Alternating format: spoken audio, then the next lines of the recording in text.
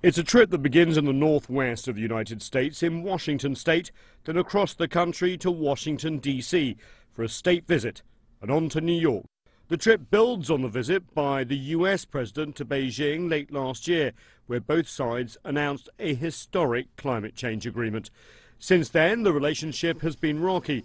U.S. allegations of cyber hacking by Chinese nationals, Chinese concerns over flights by U.S. aircraft off the Chinese coast, South China Sea territorial issues, and U.S. concerns over the Chinese economy and stock market. Some experts on the U.S.-China relationship think that President Xi's visit can go a long way to reassure the U.S. about Chinese policy. I hope that President Xi Jinping could use this opportunity to communicate with American people regarding the China's foreign policy, even introduce more about himself, his vision about China, and to let the American people know more about, what is China's intentions. That's already been happening.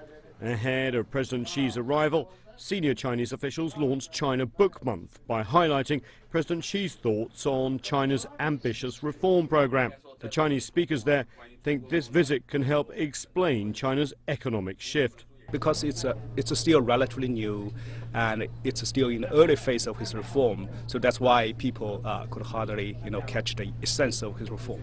As both the Chinese and American presidents have found out before, there is no substitute for face-to-face meetings to try and forge what China calls a new model of major power relations, where a rising power like China can compete but also cooperate with the US. Those face-to-face meetings will happen here at the White House first, an informal dinner between the two presidents, then the following evening the full state dinner.